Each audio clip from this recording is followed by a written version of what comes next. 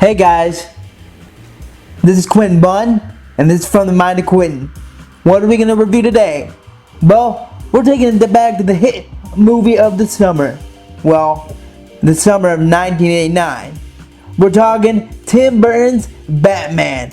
Buckle up that Batmobile, let's get poppin'. Batman 1989 stars Michael Keaton as the Dark Knight and Jack Nicholson as the Joker. The plot is pretty straightforward. You have a pre-existing Batman and a Joker origin story, and add a little bit of Kim Basinger as Vicky Vale, aka the love interest, and you're off to the races. The Joker does what he does best. He hatches several crimes to mug up Gotham, such as crashing a museum, poisoning Gotham's hygiene products, and gassing a parade with Prince music in the background. All that happens as Bruce Wayne and the Joker compete, heavy quote fingers, for the love of Vicky Vale. It ends with Joker taking the Vale hostage in a bell tower, and finally down goes the clown. And that coincidentally is an ICP song. And I'm down with that clown and I'm down for life, yo. Just kidding. Anyway, now that you know the plot, let's get to the pros. Pro number 1. The world feel that Tim Burton created is pretty amazing. Gotham feels like Gotham. The streets are dark, it's dirty, it's cringy, it's grimy, but there's a surprisingly light and campy tone to it which really brings the whole essence together. Gotham feels like Gotham, straight out of the comic books, and that is pro number 1.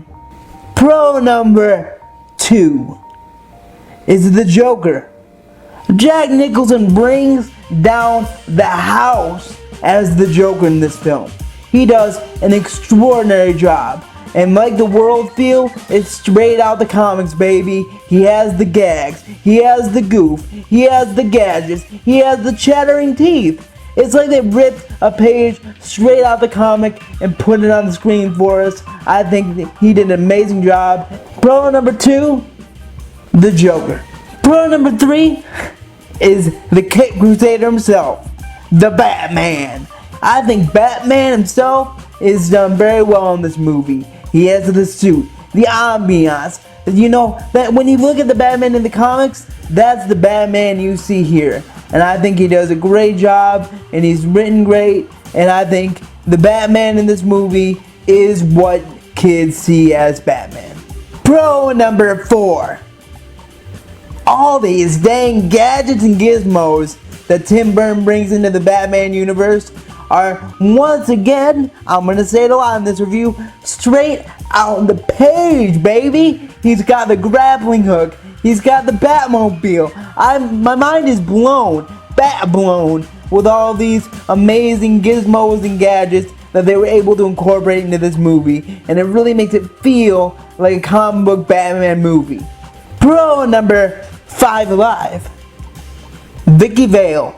I think Vicky Vale is a good romantic interest in this movie. I think Kim Basinger does a good job, and I think overall this was handled pretty well. I didn't like how certain things happened in this movie involving Vicky Vale, but we'll get to that in the cons. Pro number 6 is the butler himself, the man with the dustpan, Alfred Pennyworth, played by Michael Gough.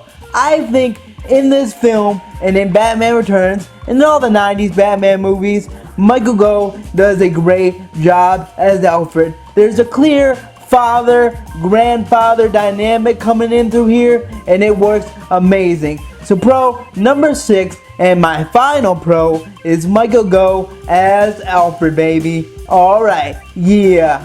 Now, on to the cons. Con number 1, Alexander Knox.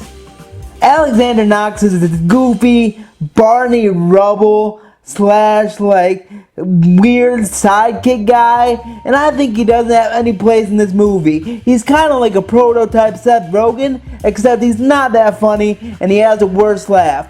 I thought Alexander Knox in this movie was a big and he didn't fit the tone of the film at all. Con number 2 has a lot to do with Alexander Knox, but I think this movie has very cheesy dialogue in spots, and this ranges from all the characters, from the Joker, to Batman, to Alexander Knox, to Kim Basinger, to Alfred. Some of the dialogue in this movie is cringy as heck, and you can tell. Con number 3. Joker being the killer of Batman's parents. Never happened in the comics. And I think it was just a lame way to try to bring everything full circle, and I don't think it really worked out too well. In the comics, Batman's parents' killer is Joe Chill, and I think that works, because you have a nameless, faceless dude who killed Batman's parents, and that's why you can see the faces of him every time Batman's punching in some dude's head. Con number 4. The fights are kind of lame. I might be used to Marvel now, and the great fights going on with the great choreography in the back, and everyone doing their best. But in this one, it kind of reminded me of a 1930s silent movie where the dudes would be like, put them up, put them up. And it didn't really sit right with me, you know? I thought the fights in this movie were kind of lame, kind of basic, but you know, it's one of the first superhero movies out there, so I'll give it a pass. Con number 5 alive. Who the heck let Vicky Vale into the Batcave? That was freaking ridiculous. The fact that Vicky Vale just got to waltz in the Batcave. Oh yeah, oh, you came over for one dinner. Let me let you into the most private part of Bruce Wayne's life. That blew my bat mind straight out my skull, because I was like, why? Why would Alfred do that to Batman? That's like, oh, you're selling Girl Scout cookies? Let me let you into the Batcave so Bruce Wayne can get some Thin Mints all up in here. What the hell? And my final con number 6, aka the Wrath of Khan, is Bruce Wayne himself. Now I kind of think Bruce Wayne in this movie is written too much like an average Joe. I like my Bruce Wayne with a little bit of trauma, but in this, Bruce Wayne's kind of like, hi, I'm Batman, have a nice day. Ding! And it didn't really sit right with me. Michael Keaton did a great job with the material. I just don't think he was written the right way.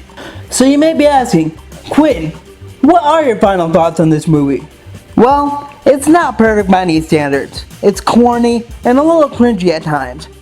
Though it's not the perfect Batman film, it may be the best representation of a comic book in live action movie form. The city is on point, the Joker on point, Batman, the gadgets, the Batmobile on point. Tim Burton did a great job making this universe from a comic. Did he take a lot of liberties?